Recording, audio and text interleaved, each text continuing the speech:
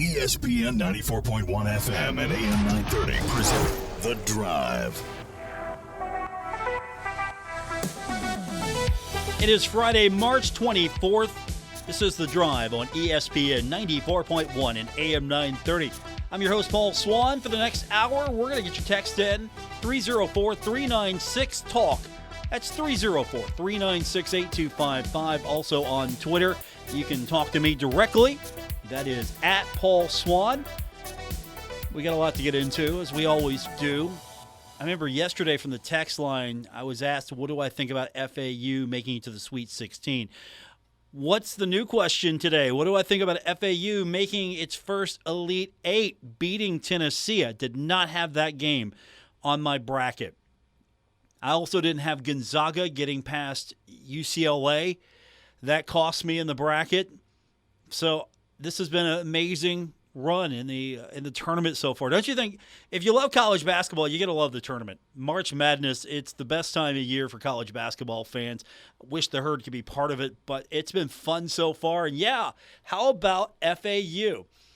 This has been a program that has had basketball in Division I for like 30 years. One other time in the NCAA tournament, and now just one victory away from getting into the Final Four. That is amazing. If you're FAU, if you're Conference USA, you're going to be smiling right now. Sure, you're going to be losing a lot of teams. The Americans got to be smiling right now, getting a lot of good teams coming in. I think Conference USA was seriously underrated this year in college basketball, and we're seeing that with how the teams have been performing in the postseason.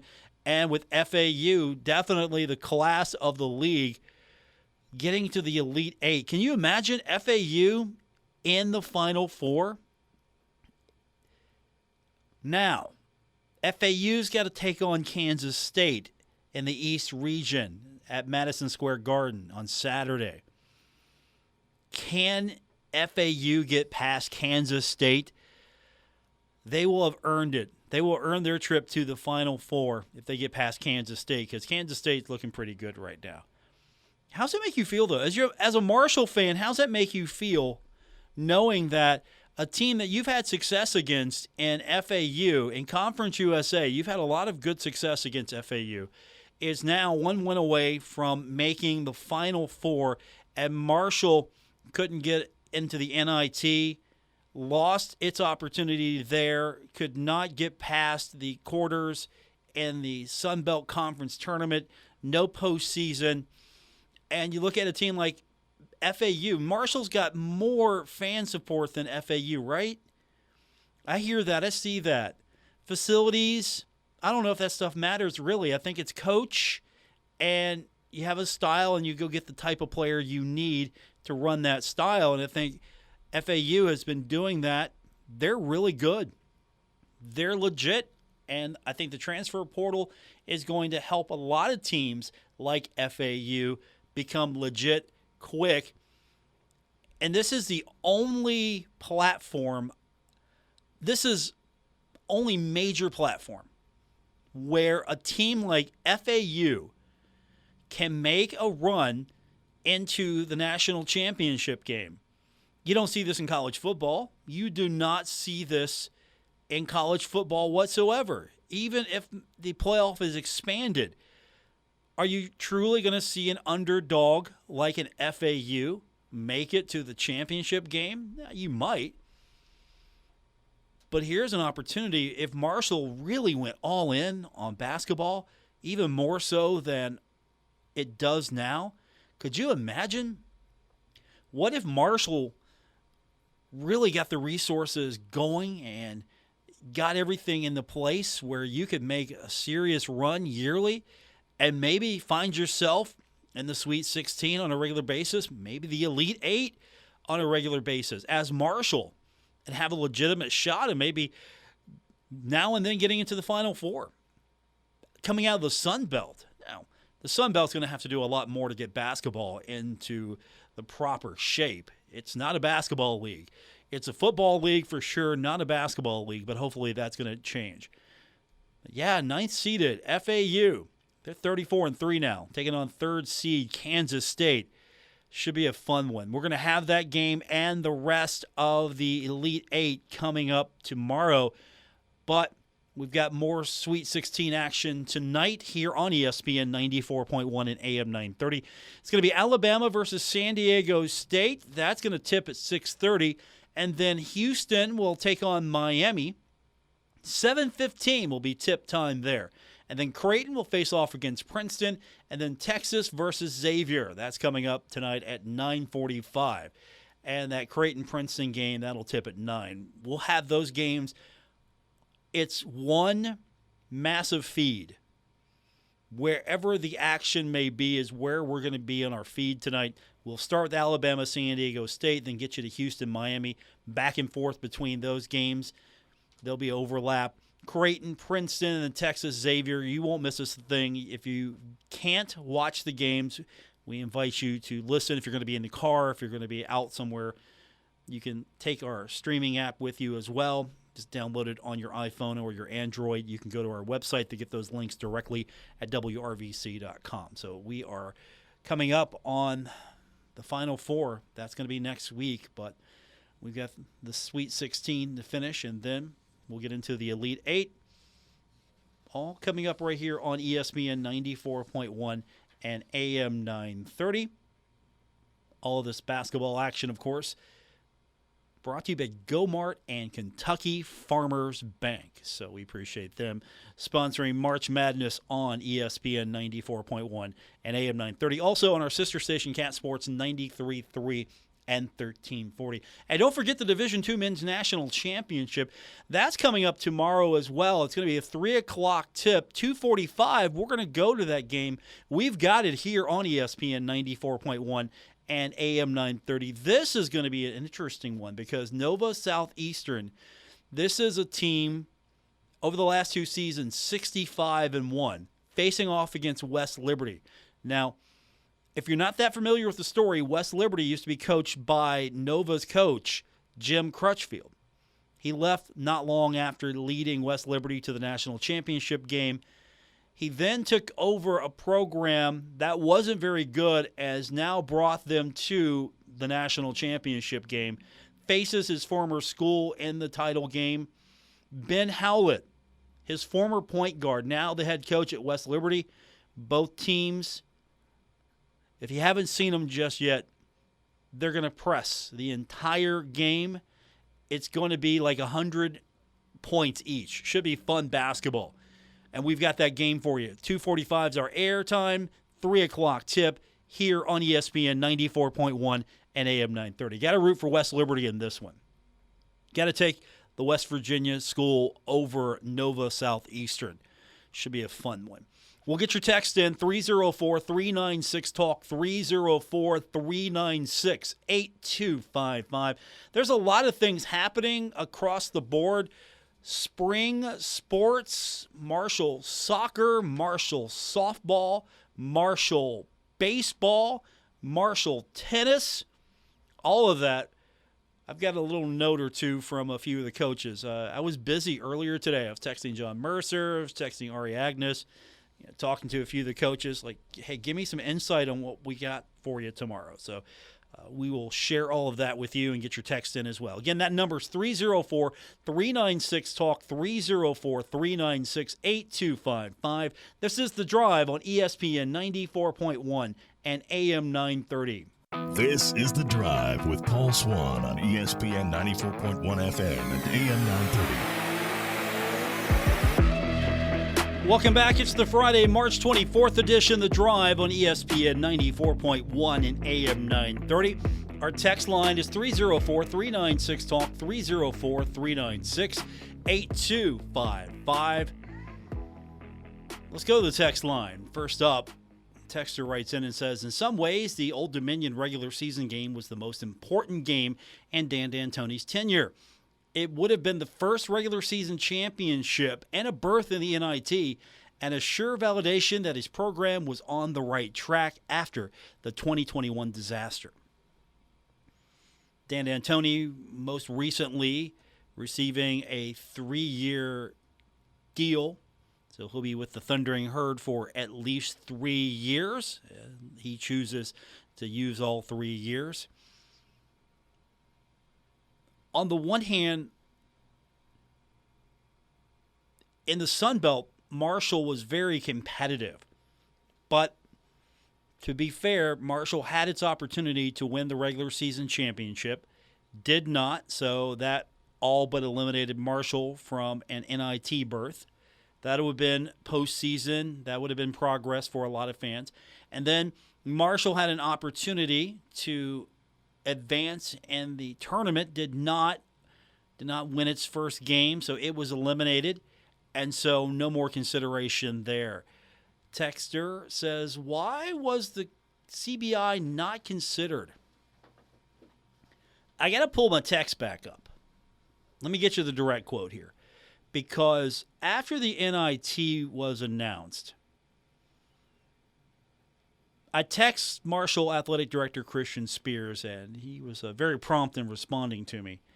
And he said, when I asked him if any of the other tournaments would be considered, he said, we will not be playing in a pay-for-play.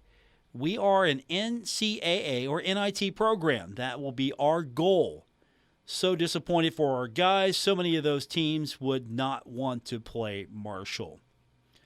And that wasn't something that they just made a rash decision on. That was a decision that was come to before the announcement. So if Marshall was not getting in the NIT, the players already knew that they were not going to be continuing in the CBI.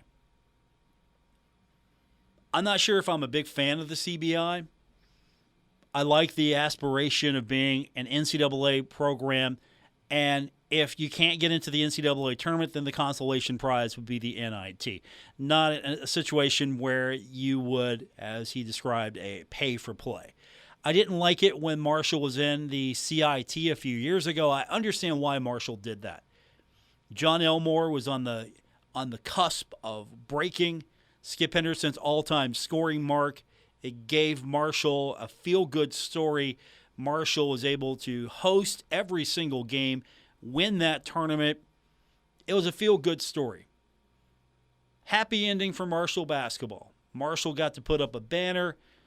The players got to win a championship in a tournament. It was a feel-good story. We all felt good about it. We like John Elmore. We still like John Elmore. No regrets there, but I don't think that's going to be the standard moving forward. It's going to be NIT if you don't get into the NCAA. And I don't know if that's really something that came down from the league, because the league is serious about improving basketball, improving the reputation of the league, improving the quality of the league. And I hope that Marshall is going to be on the forefront of that. Marshall has a strong opportunity here to be very good in the Sun Belt for years to come. And I don't know if the CBI does anything for you. You pay to play some games. I don't know if that really benefits Marshall basketball. Sure, if you're a fan, you want to see the team. Honestly, if you're a fan, you want to see the team play. That's the consideration. You want to see Marshall play one more time. Texter writes in, are you serious? Selling a kid on going to play basketball in Huntington, West Virginia, or Boca Raton, Florida? Really? I'm from here, but it's a hard sale.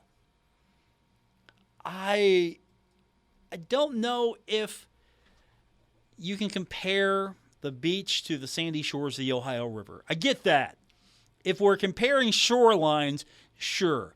The beach is going to beat the sandy shores of the Ohio River. That's why you need to build the program.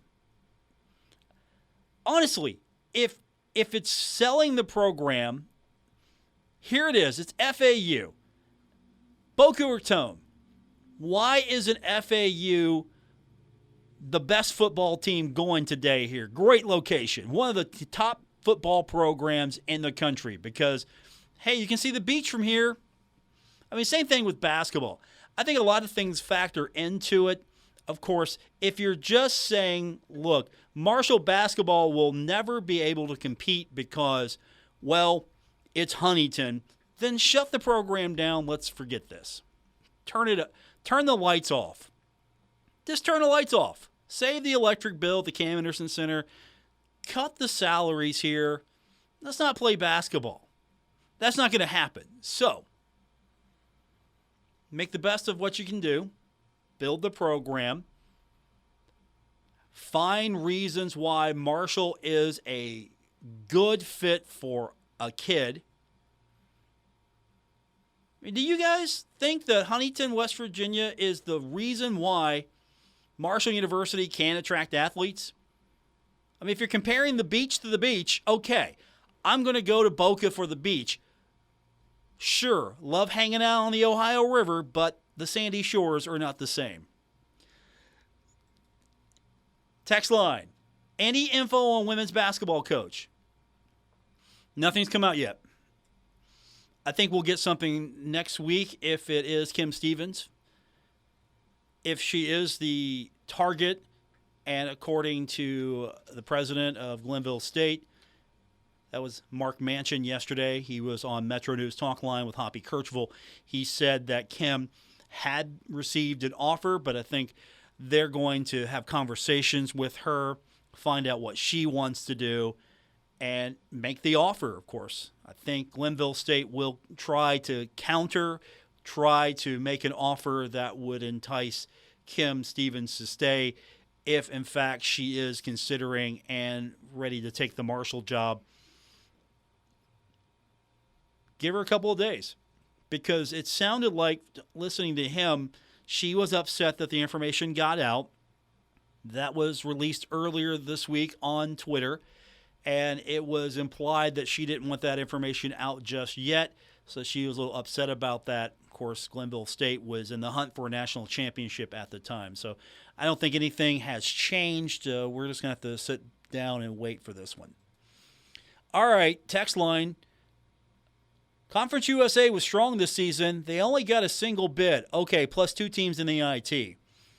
The Sun Belt is and will be, for the foreseeable future, a 2-bid league, one each NCAA and NIT. The CBI isn't ideal, but it is more exposure. So how much exposure is the CBI? Does the CBI give you that much more exposure, or is it a platform for Marshall basketball fans to watch more Marshall basketball? How many of you are tuning in to the CBI? How many of you are tuning in to the NIT, the women's NCAA tournament, the NCAA tournament? All eyes are on the NCAA. There will be some eyes on the NIT because it has a little bit more prestige than the CBI. ESPN's pushing women's basketball heavily. That's its product right now, so you're seeing a lot of push on that. I don't think you're seeing much exposure on the CBI. You would get some exposure based on the fact that Marshall's playing, so we would be talking about it, but I don't know how much of a footprint that you're going to get nationally from being in the CBI. Texter is writing in and saying, I'm half and half on the contract extension. It would take an act of great prestige to get the D'Antoni name away from Marshall for something new. Looking forward to next season. Go Herd. Here's the reality. Dan D'Antoni won the most games as a head coach this season at Marshall University. Dan was 1 game away from winning the regular season championship. Dan, if successful in that last game, would have had a conference championship. Regular season.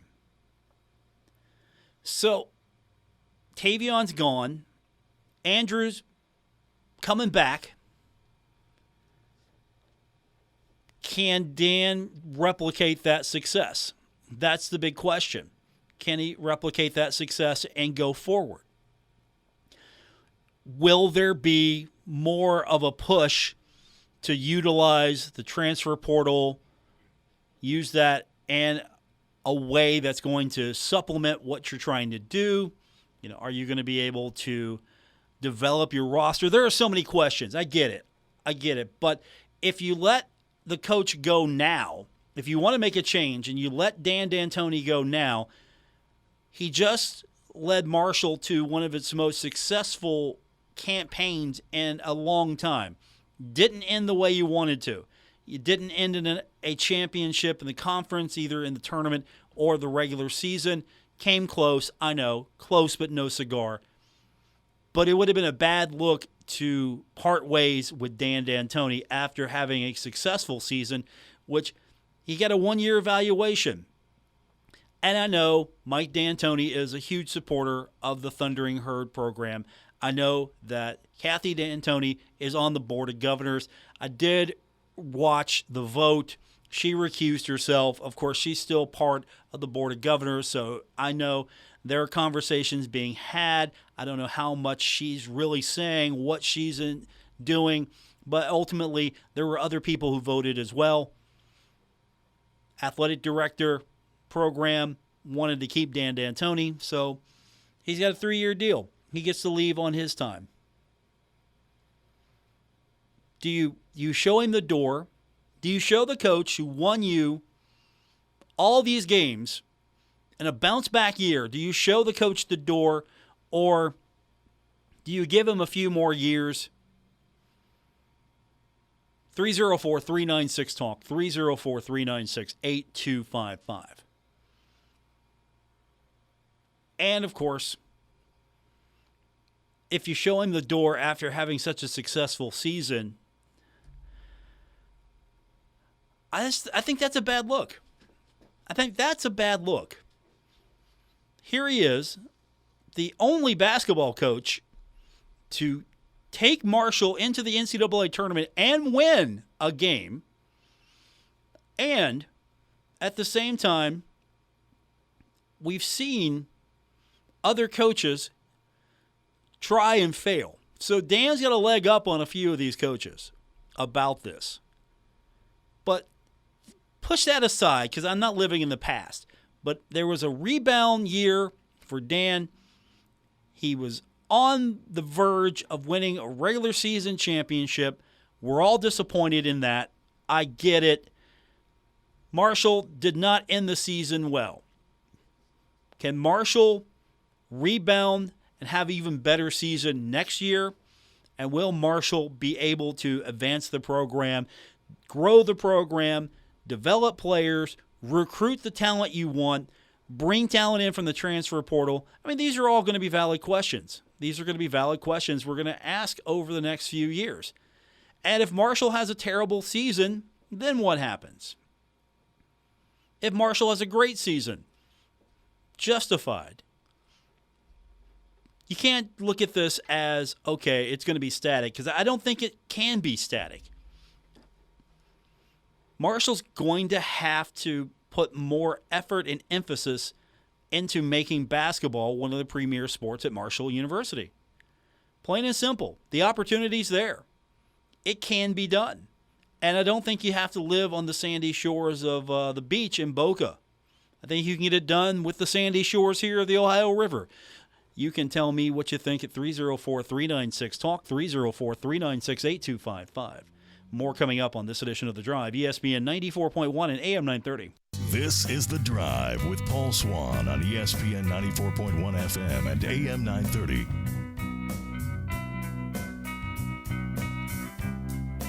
Welcome back to the Friday, March 24th edition of The Drive on ESPN 94.1 and AM 930. My name is Paul Swann. We do this every Monday through Friday, 5 to 6 here on ESPN 94.1 and AM 930. You can also listen to the program at your convenience. We podcast every single show. We post that up on Apple Podcasts, Spotify. Wherever you get your podcast is where you'll find this edition of The Drive. Let's get those texts in. Again, that number is 304-396-TALK, 304-396-8255. We had an interesting question about how difficult it is selling a kid playing in Huntington, West Virginia. if you're comparing Marshall and FAU, why is a program like FAU a program that's competing for 30 years now in Division I, one previous appearance in the NCAA tournament, now one win away from getting into the Final Four, a program Marshall's had success against, a program that doesn't have, I'm sure it's growing, but doesn't have a rabid fan base showing up in mass numbers. I mean, go to a game at FAU, it's not exactly going to be a huge crowd. That's probably going to change. Success will definitely push that forward. But FAU in Boca, it's an attractive destination. So someone asked me, basically, how do you recruit against that? How do you recruit if you're trying to entice a kid to play basketball in Huntington, West Virginia, and the options are the beach in Florida, Boca Raton, or the sandy shores of the Ohio River? I think you gotta play to more than just location. If that's the case, what kid's gonna want to come and play for Marshall University in winter, in fall and winter? Huntington, West Virginia, Boca Raton. Huntington, West Virginia, or Boca. Where do you want to be in October or November if you're a kid, right? If that's the only thing, that really matters. No, it's got to be a lot more than that. So we'll take your text, 304-396-TALK, 304-396-8255. That, the number to be a part of today's edition of The Drive. Tennis is on the road this weekend. I talked to John Mercer earlier. The tennis team is going to be taking on, and the difference with tennis and the Sun Belt is actually there's league matchups. So you've got a game on the road. You're at Georgia State on Saturday, and then Troy on Sunday. The weather's going to be an issue, it seems, so they've got 10 a.m. matches both days.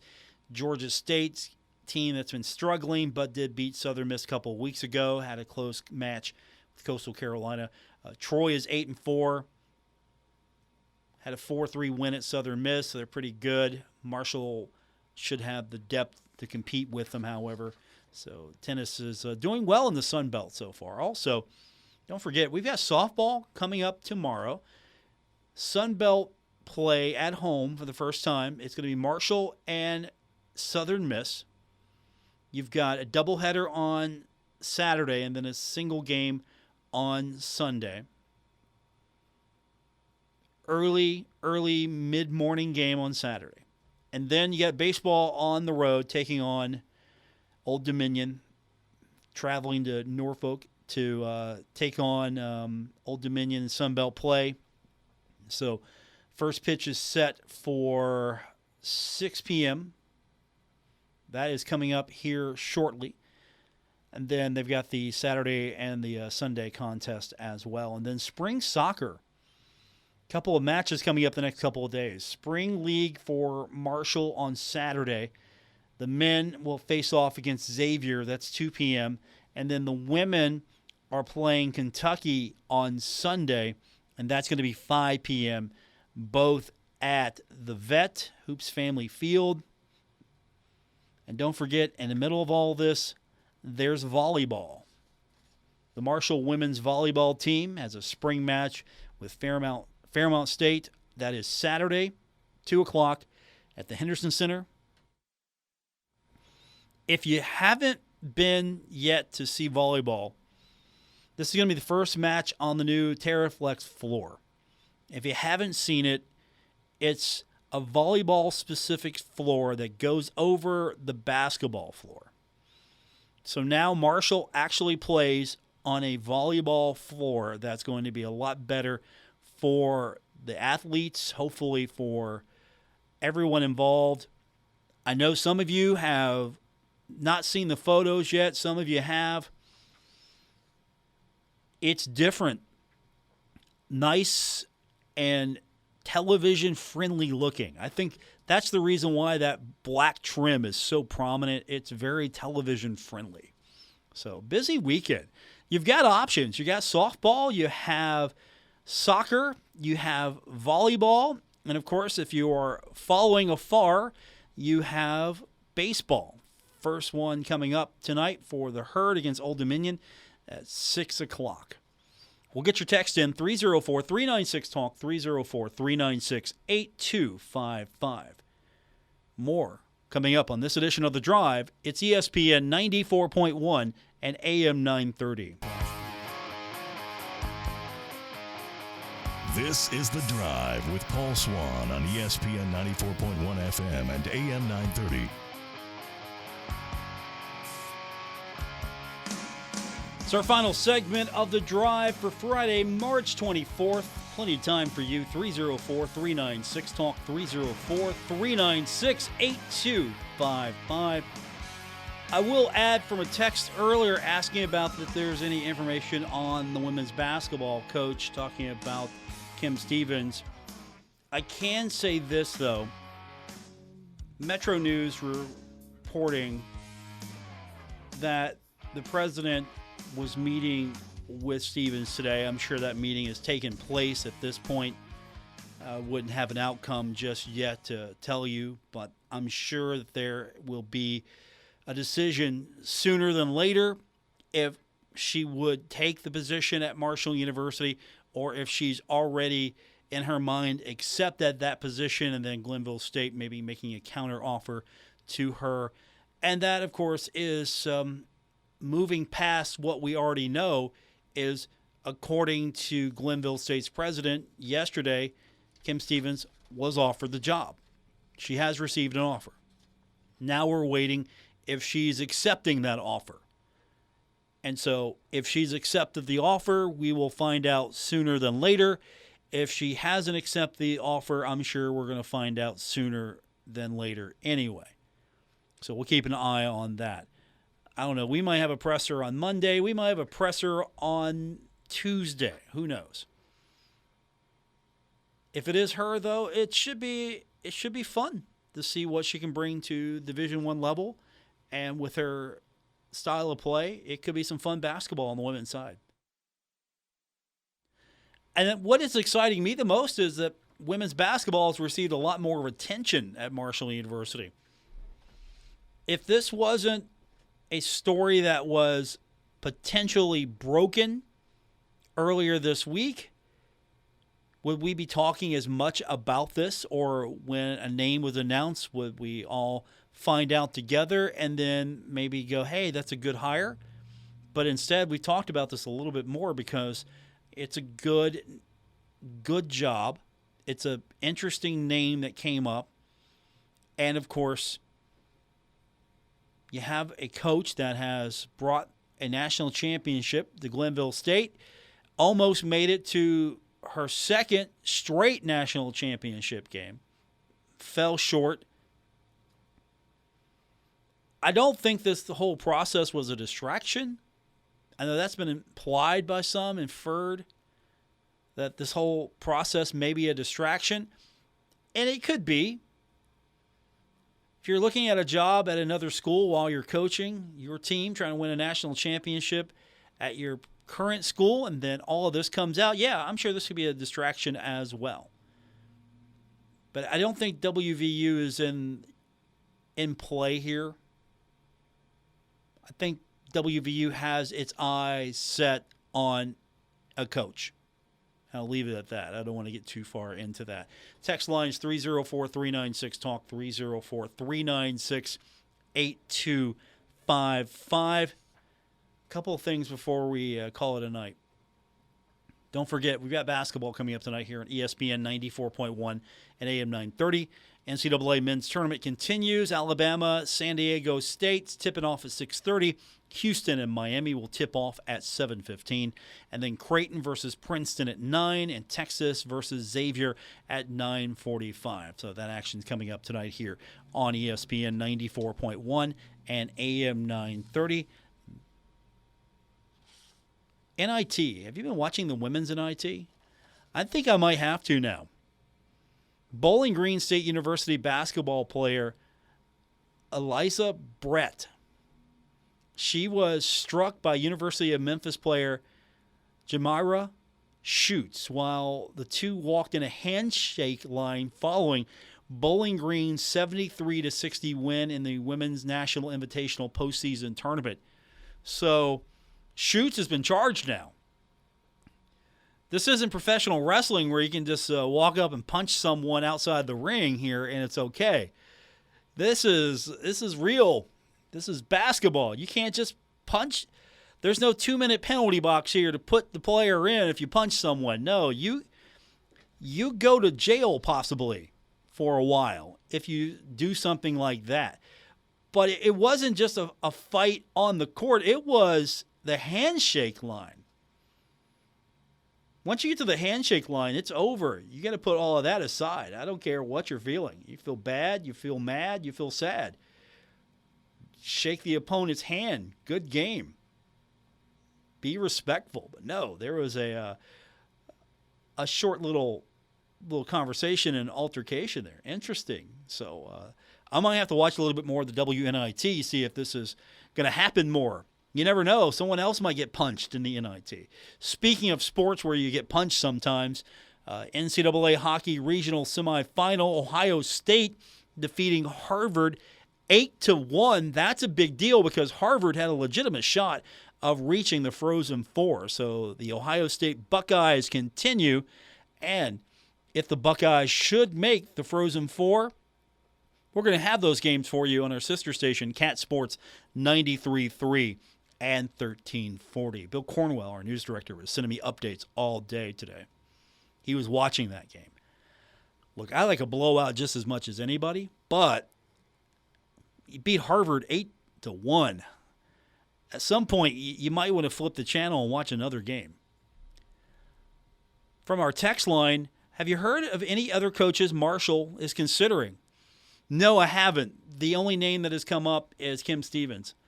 I think it's first best option. I don't think that Marshall has pursued other candidates, or if Marshall has, there hasn't been a leak.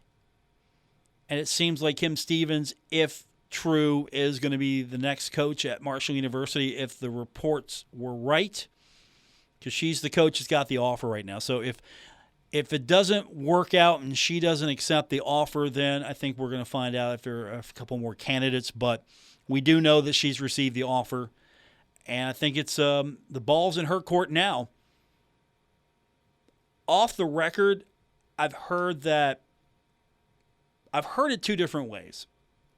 One, I've heard that nothing's final yet, and then I've had a couple of people infer to me that, yeah, it looks like it's a done deal. That's all I have. That's all I know, really. I cannot 100% commit to any of that. But I've heard the same thing you've heard. I've heard the same rumblings, rumors, speculation. Yeah, I can't just go out and put my finger on it and say that's definitive. I'm not at that point yet. But I haven't heard any other names. I do know she's got the offer. So if she doesn't take the job, then we might find out if there's some other candidates out there. Because she seems to be the natural fit. She seems to be the perfect candidate for the job. Up and coming coach into Division I from Division II, very successful. Makes perfect sense if you're going to take your first Division I job. And to be honest, if you're going to take a job moving from Division II to Division I think Marshall's a better fit than WVU, only because you're going to be in the Sun Belt. I think you're going to have an easier time doing it than going right into the Big 12 and trying to compete. With that said, that's going to do it for this edition of The Drive, ESPN 94.1 and AM 930.